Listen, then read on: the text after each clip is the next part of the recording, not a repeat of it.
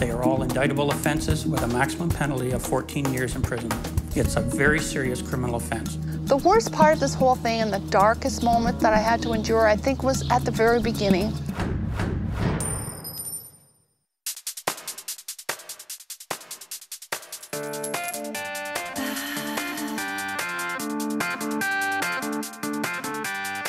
They say the best things in life are free, but you can give them to the birds and bees. I need money. That's what I want. That's what I want. That's what I want.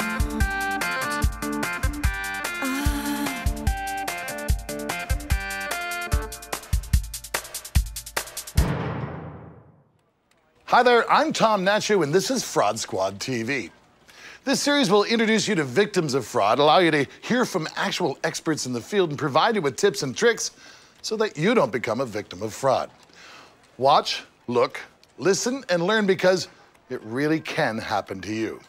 And knowing it is your best defense. Come on, let's fight fraud together.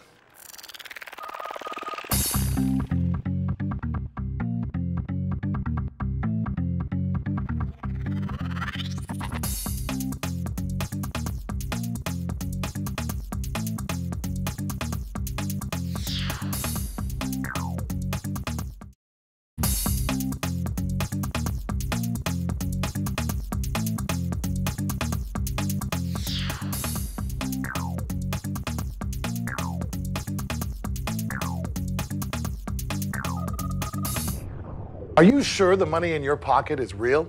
And would you be able to tell the difference? And if you did find a fake bill, what should you do with it? We're about to show you. Millions of dollars in counterfeit cash are on the streets of Canada today. The cost of security features and lost revenue are left to, you guessed it, us, the taxpayers. We'll also show you some amazing technological breakthroughs being made by the Bank of Canada to protect us from bogus bills. Take a look at this. For possession of counterfeit money, for making counterfeit money, for uttering or using counterfeit money, and for possessing instruments that are used to make counterfeit currency. They are all indictable offenses with a maximum penalty of 14 years imprisonment. It's a very serious criminal offense. Officer Barry Baxter has been instrumental in the fight against counterfeit money. Yet, even with stiff criminal sentences, there's still a lot of guys trying to pull it off. But as Baxter says, they're becoming less and less successful. As a result of the increases in counterfeit activity between the years 2001 and 2003, the Bank of Canada responded with the introduction of the new Canadian Journey Series banknotes with state-of-the-art security features.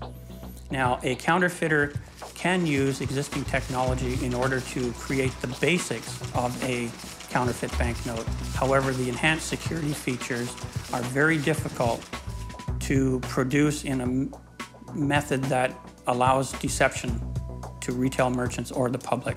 It's very easy for the average person to tell a real banknote from a fake one. It takes only a few minutes to learn, actually, and a few seconds to check. One security element is the holographic stripe that can be found right here on the left side of the banknote. What's to look for in it is the color shifting. When you move the banknote, it should be going through all of colors of the rainbow. Another feature is a security thread that is found on the reverse side of the banknote in the left side. If you hold the banknote in front of a light source, what you'll see is that the dotted line becomes a full line that goes from the top of the bill to the bottom of it.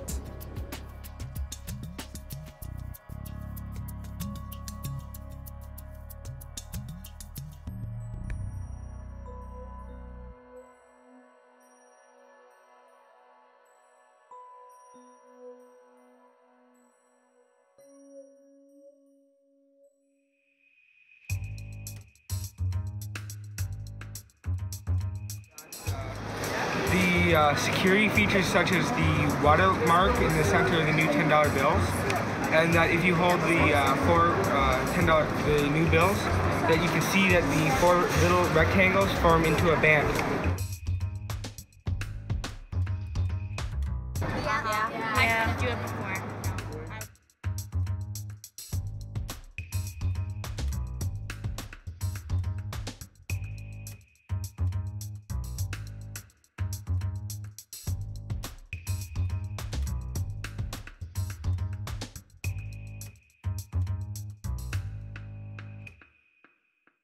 If a retail merchant or clerk is engaged in a transaction where they are suspicious of a banknote, from a law enforcement perspective, we would like them to retain the banknote as long as it is safe to do so and not to put themselves in a position where they may come to bodily harm. They can refuse the transaction. However, again, we advocate do not place yourself in harm's way. If you are able to retain the note, you must contact local law enforcement immediately. This is a criminal activity. Unfortunately, we are aware of some instances where people who have found themselves to be in possession of what they believe to be a counterfeit banknote, that they have engaged in the criminal activity of attempting to pass it on to somebody else, which simply is criminal in nature and further fuels organized crime activity. The Bank of Canada continues to develop processes which will fight against fraudulent money. In fact, they've got some new ones that are out almost any time now. But in the meantime, here's some tips that they've developed that will help you in the fight against fraudulent money. First of all, when you're checking a bill, always look for 2 or more security features and compare that bill to a bill that you know was genuine to make sure that you've got that comparison properly. Now, keep this in mind as well. The person passing the bill's integrity may not be in question, it just might be the bill. Lots of innocent people have counterfeit money in their hands or in their wallets. It is a crime to knowingly pass a counterfeit bill to someone who doesn't suspect it. Now, if you want more information on what the Bank of Canada is doing, you can visit their website. We're with Craig Hannaford again of Hannaford Partners Incorporated. After 25 years in the business, I imagine you've seen your fair share of counterfeits. Here's a scenario for you. 18-year-old kid working at a convenience store. Big tough guy comes in at 11 o'clock at night, tries to pass a 50. What we're told to do is to reject it. But in that scenario, it doesn't really make a lot of sense. Well, that's one of the things to keep in mind. You know, it's safety and security of employees first. We're not asking anybody to do anything that might jeopardize their safety. However, if the circumstance allows it, I think you can identify to the customer that this appears to be a counterfeit and refuse to accept the note. Better still, to get the customer to agree that you're going to call the authorities and turn it over to police. We've been talking about Canadian money. Canadian money has always been very colorful. The 5s are blue, the 10s are purple. You'd think it would be harder to counterfeit. Well, actually, it is more difficult to counterfeit, and with a lot of the new security features that the Bank of Canada is putting into their currency, it makes it very difficult to counterfeit.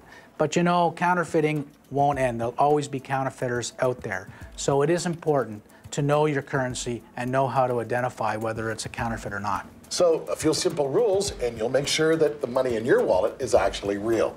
Here's Craig with a few more tips.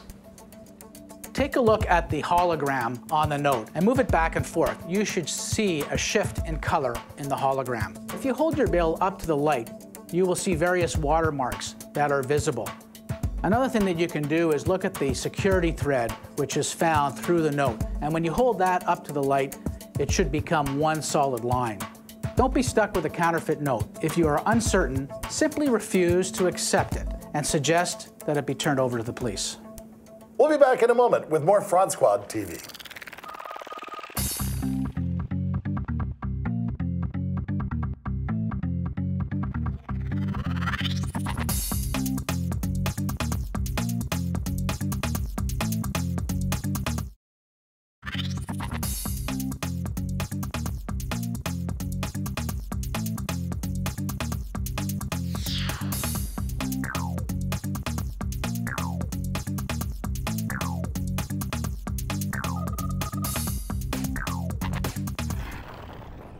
Imagine this. You own your home outright and you don't owe a dime on it. But one day, you get a call from the bank looking for your mortgage payment. What happened? Well, someone that you don't even know walked into the bank, assumed your identity, took your mortgage out on your home, and then left you responsible.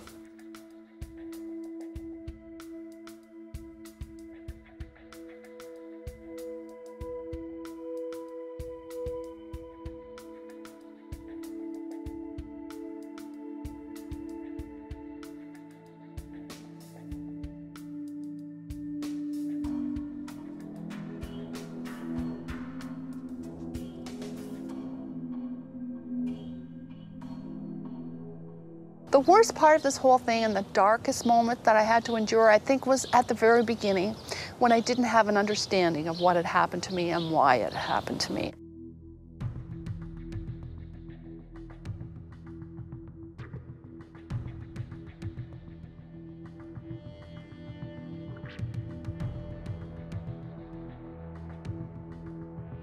Back in 2005, I sold my house. I found a new residence to buy and went to my bank to arrange mortgage on the new property that I was about to purchase. Much to my surprise, when I went in to see Mary at the bank, she said, "Sue, sit down. You don't own the house. You've been the victim of mortgage fraud." I know, but it happened. I'm sorry.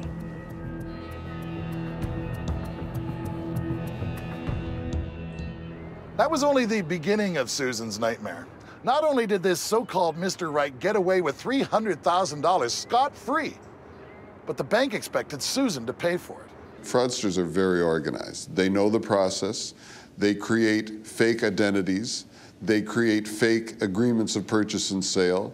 They'll duplicate a regular real estate transaction with straw people, and then they'll just proceed as if it was real. I'd been receiving statements from Maple Trust to a Thomas Wright at my address. I opened it, and sure enough, it was a statement for a mortgage on my property to the tune of almost $300,000.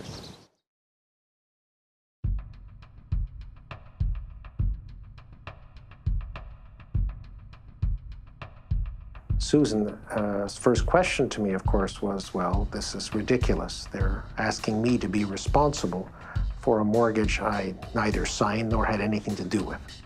And it was very difficult, and I remember it well, her reaction when I told her that the problem was much worse than she thought. Not only could they evict her from her home, I had no defense to such an action if they chose to bring it. The law set a precedent that a fraudulent mortgage was valid, and that's why I was stuck trying to get my mortgage dismissed. It was scary, I gotta tell you. I was scared to death. So I came home late from curling one night. There's a knock at the door, I don't answer it, and it's getting louder and louder and louder. Then he started shining this huge flashlight up the hall, and then I got really scared. So I called 911, and within 5 minutes, there were like 5 police cars here, but it turned out it was a sheriff who served me with papers for eviction for non-payment of this fraudulent mortgage that they put on. So up until this point, I'd been Miss Nice Guy. But the next day, we called the Star. That's when the Star came in, did the story on me, and it was picked up and read by Joe Tascona, the MPP for Barrie Simcoe. With his help, we went and took on the Ontario government. The law seems to be on the side of the scumbag who defrauded Susan Lawrence. So Susan and her lawyer had to accomplish the seemingly impossible. They had to set new precedent, actually make new law. The case that, in fact, was the one that Susan's case overturned involved a woman who had forged her husband's name on a mortgage so she could take the money and go to a casino and gamble it all away. You could understand the court's reluctance to let her and her husband, who were not split up, walk away with that money, leaving the banks defenseless in terms of their ability to recover. I was victimized twice. I was victimized in that they stole my house, and then I was victimized again. It was up to me to prove that these guys were bad and that the fraud had been committed against me. There wasn't an MPP in the province whose phone wasn't ringing off the hook from constituents asking them to explain how Ontario could have a law like this that actually put homeowners at risk for something they could not prevent or do anything about. So not only did she hire a lawyer at huge expense to herself, but she went public with it, and she had the strength and the courage to actually go and try and convince the Ontario Court of Appeal to reverse itself after only 5 months. The new law, which changed the actual Land Titles Act in Ontario, and that in combination with the outcome of Susan Lawrence's case, took the responsibility for resolving this problem off the shoulders of the innocent victim. I'm pretty proud of what we accomplished. I don't think I understood how big a deal it was at first, but then when I read in the law magazines and on all the websites about the great job I've done, and I feel great. You've just heard a story about Susan Lawrence. Now, how do good guys go bad? This is a story about a man named Kevin Barnes. He was seduced by greed, and he fed that greed by leveraging other people's properties and their dreams. I received 5 years in Leavenworth, did 5 years in the halfway house. Prison's not fun. I mean, and no matter where you're at, a halfway house is not fun. You don't forget the smells, you don't forget the noises, you don't forget the people. It's when everything's taken away from you and you survive or you're underneath somebody else, is control. Just like, and I use this analogy, when somebody gets a speeding ticket or for a DUI or anything, they go sit in the county jail, multiply it times 100.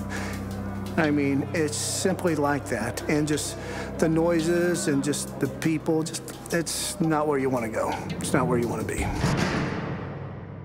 We committed a mortgage fraud from the inside out. We started off making false statements on our standard 1003 form, the loan application, by coaching the consumer on what to do. In turn, if that didn't work, we would then wait till the consumer was gone and then alter and change their documents for them. The way I benefited for this particular thing is by more cash in my pocket. It's all about money. So the more loans I could close and the more people I could get approved, the more money that I would make. 24 million was the actual loss. 100 million we got away with, which is $124 million. The 100 million went defunct after the fact. So the total loss would have been 124 million. And it was over a 5-year period. In this particular case, I had found somebody who worked for the credit reporting agencies who could alter and change. She was in the data department, so she could change the credit reports. She loved to smoke dope. She couldn't afford it. So we found that weak link, and we decided, if we can supply that for you, would you take care of our credit reports? She, in turn, negotiated this, and we took care of her. She took care of us. I actually got called up to by the RTC, Resolution Trust Corporation. They started looking at the bad business decisions that these banks had made.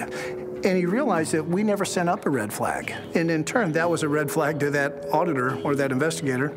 And so he took the files, all of them, and he went backwards through everything he'd ever touched and handed them to the FBI. And they, in turn, investigated. When I got out of prison in '97 and off parole, I set out to beat the system again.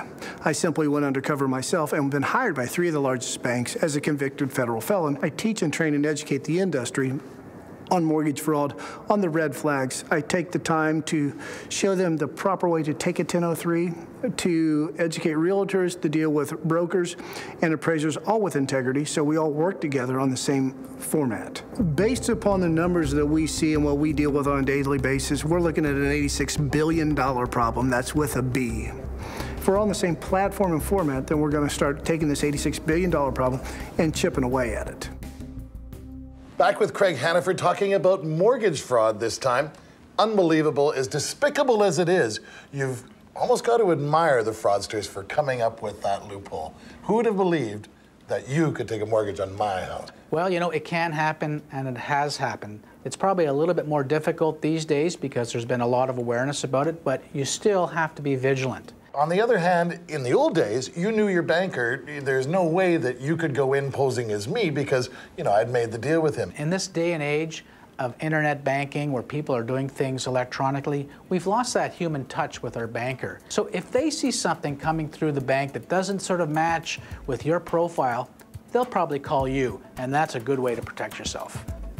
Thanks, Craig Hannaford, for the information on that. And now Craig has got a few more tips. One of the best things is to check your credit rating at least once a year. This will show you if somebody has put a mortgage on your property that you're not aware of. And one of the other things that you can do is you can actually purchase insurance that will protect you against mortgage fraud. We'll be back in a moment with more Fraud Squad TV.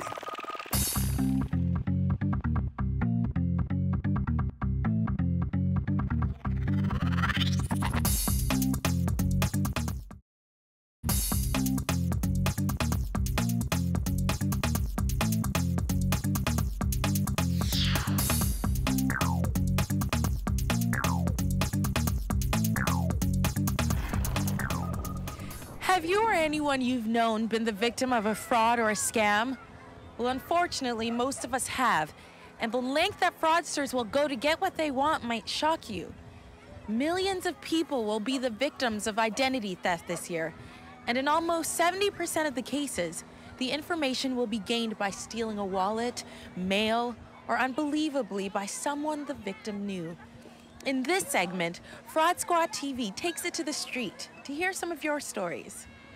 I had my credit card stolen. It never got to me in the mail. And then when I inquired about the missing card, apparently there was already a $4,500 charge on it. So someone took it from the mail before it got to my house. I applied for the credit card. I got my PIN number, never got the card. I waited. Finally called to ask where the card was because I'd received my PIN number. They kept asking me, you know, you should have received it. Are you sure you didn't receive it? And I said, what's the problem? And finally the guy said, well, there's already a $4,500 charge on the card. They basically accused me that I was trying to scam them, and eventually it was proven that I was innocent. But it was a huge hassle for me, and I had to do all the work to prove that I wasn't the person that was doing the scam, that I had been scammed. So it was pretty bad. So my buddy had an old Acura, about 1992, and he's trying to sell it for about $1,500. This guy in Ottawa calls him up and says, I want to buy it. Come up to Ottawa, I'll give you a check and a Greyhound ticket and send you home. Anyways, my buddy does it, drives up to Ottawa, gets written a bad check, $1,500. Buddy does not buy him a bus ticket, stuck in Ottawa, no car, no way home, had to hitchhike home. Anytime you're going to sell a car, you got to get a certified check. There's just no other way to do it. Personal check is nothing, it's just paper. So certified check, that's about the only way you can get around that situation. Always remember, keep your personal information safe. Don't ever leave your wallet or purse unattended, especially in public areas like grocery stores, restaurants, or even under your work desk. You never know who might be waiting for the opportunity to take it. This is Naomi Joy for Fraud Squad TV. Thanks for watching. Join us again next week for another episode of Fraud Squad TV.